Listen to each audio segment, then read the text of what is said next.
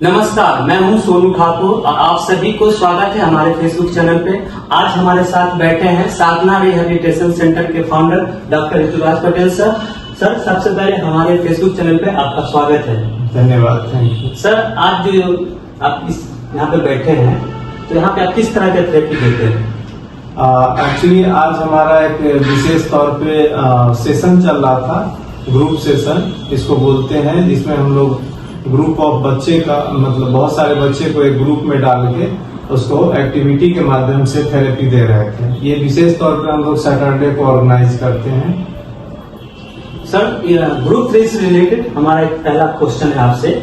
सबसे पहले हम जानना चाहेंगे आपसे कि आज जो ये ग्रुप थेरेपी आयोजित किया गया था आपके द्वारा, इसका मेन उद्देश्य क्या था?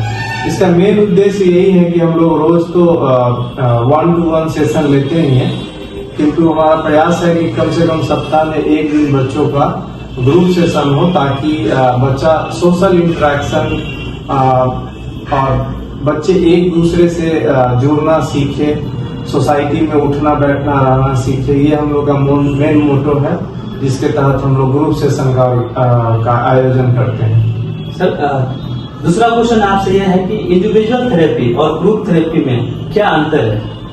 इंडिविजुअल थेरेपी में हम लोग 1-to-1 सेशन देते हैं, जिसमें 45 मिनट का सेशन होता है, जिसमें हम लोग प्रयास करते हैं कि जो भी बच्चे का सिम्टम्स होते हैं उसको डाउन करने का प्रयास करते हैं, उसको डिसॉल्व करने का प्रयास करते हैं। लेकिन ग्रुप सेशन में हम लोग ट्राई करते हैं कि बच्चे को इंटरेक्ट करें, सोशली उसको एम्पावर बनाए, सोशल में कैसे उसको सोसाइटी में उठना बैठना है या किसी से बात करना है, हाय हेलो करना है। इस तरह का प्रयास है कि वो लोग बच्चे, स्पेशल बच्चे जो होते हैं हमारे बीच, उनको इस तरह का आभास हो, ज्ञान हो, ताकि उनको इजी हो जाता है सोसाइटी में रहना, उठना बैठना।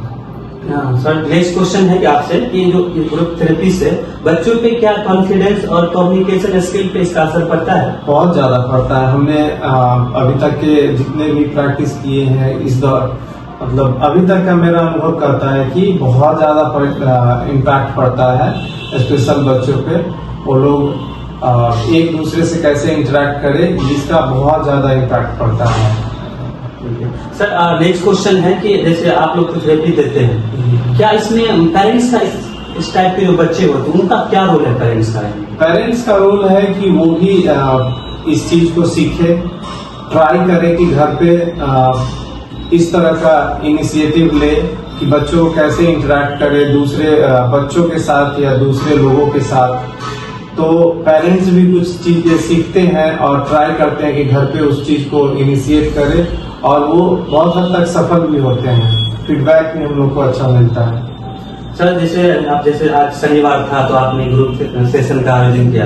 क्या ये ग्रुप सेशन हर एक शनिवार का आयोजन किया जाता है? जी हाँ, हर एक शनिवार को रखते हैं हम लोग। प्रयास होता है हर शनिवार को ही होते हैं ग्रुप सेशन। वो हम लोग डिवाइड किए हुए होते हैं बच्चे को, जिसका जिस लेवल का बच्चा है उसको डिफरेंशिएट करके हम लोग ग्रुप सेशन करते हैं। नेक्स्ट क्वेश्चन है सर आपसे कि जैसे कि आप लोग इंडिविजुअल ग्रुप सेशन लेते हैं एवरी मतलब पर डे के हिसाब से, और ये जो ग्रुप सेशन लेते हैं, क्या इसका ग्रुप सेशन का अलग से चार्ज लगता है या उसी में? नहीं, ये मंथली हम लोग का पैकेज है थेरेपी सेशन का, उसमें इंक्लूडेड है, इसका कोई एडिशनल कॉस्ट नहीं है।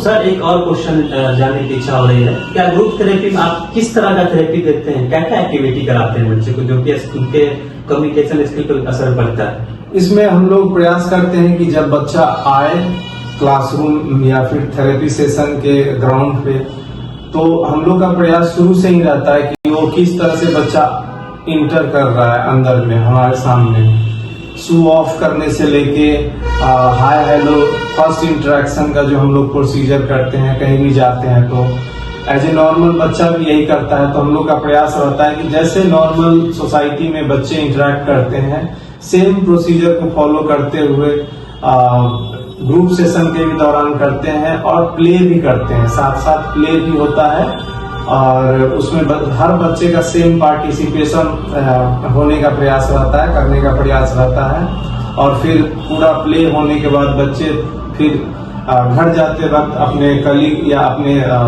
फ्रेंड्स को बाय टाटा हेलो ये करके और धीरे धीरे अपने घर पे जाते हैं।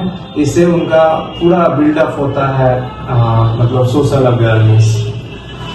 अगला प्रश्न यह है कि सर आपसे कि जैसे ऑटिज्म के बच्चे हो गए, एडीएच के बच्चे हो गए, क्या उनको पूरी तरह से ठीक किया जाता है या उनको मैनेज किया जाता है? नहीं, ऐसा कुछ नहीं है कि ऑटिज्म और एडीएचडी बच्चे को मैनेज किया जाता है। हम अपने प्रैक्टिस सेशन के ही दौरान अपने करियर में ही कितने बच्चों को ठीक होते देखे हैं। और वो डिपेंड्स करता है कि हमारे पेरेंट्स किस लेवल से सहयोग करते हैं। थेरेपी तो रोल प्ले करता ही है, लेकिन पेरेंट्स का सबसे बड़ा रोल होता है। और बहुत सारे बच्चे आज के डेट में नॉर्मल लाइफ जी रहे हैं, लेकिन कुछ बच्चे अभी भी स्ट्रगल कर रहे हैं। तो हमारे सोसाइटी को ये भी मिथ बना हुआ है कि हम लोग जस्ट मैनेज करते हैं। हाँ, कुछ केस में ऐसा होता है कि बच्चे ज्यादा एज के हो जाने के बाद उनके पेरेंट्स रिपोर्ट करते हैं, थेरेपी लेने आते हैं, 5 साल 10 साल के बाद आते हैं। तो ऐसे में हम लोग बहुत ज्यादा चेंज उनको रिजल्ट के तौर पे नहीं दे पाते हैं, क्योंकि उस टाइम तक ब्रेन बच्चे का ऑलमोस्ट डेवलप कर चुका होता है। लेकिन जैसे ही एक्यूट बच्चे आते हैं, मतलब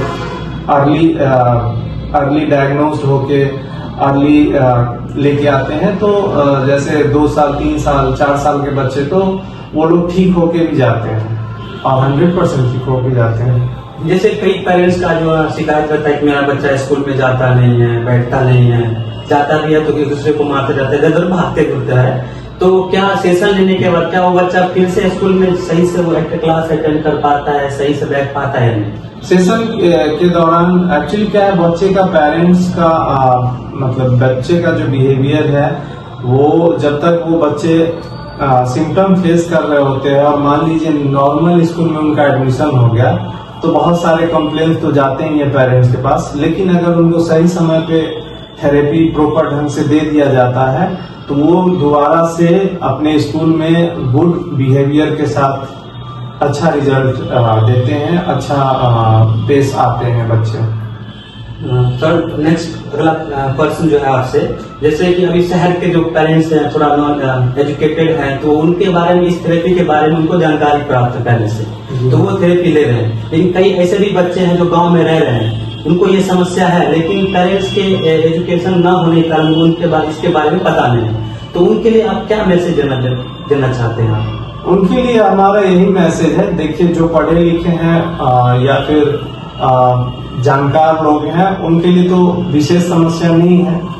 लेकिन हमारे बीच बहुत बड़ा सोसाइटी है जो अनएजुकेटेड है और इस तरह के साइन सिम्टम्स को रिलेट नहीं कर पाते हैं कि ये हमारा बच्चे में जो भी है वो समस्या है, और उसको एक्सेप्ट नहीं कर पाते हैं। तो हमारा तो यही मैसेज रहेगा कि जब भी आप अपने बच्चे को इस तरह का एबनॉर्मल बिहेवियर अगर देख रहे हैं, जो बच्चे सही से आपसे आंख मिला के बात नहीं कर रहे हो, अपने दुनिया में खोए हुए रहते हो, या फिर दूसरे बच्चे को हिट कर रहे हो, मार पीट रहे हो, क्लासरूम में पढ़ाई में मन नहीं लग रहा हो, इस तरह के बच्चे का सिम्टम्स अगर 3 4 साल 5 साल तक अगर आपको दिख रहे हैं, तो आप तुरंत मेडिकल हेल्प लीजिए, थेरेपी के लिए तुरंत मतलब आगे बढ़िए।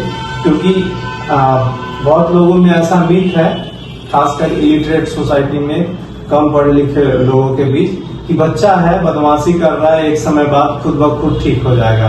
लेकिन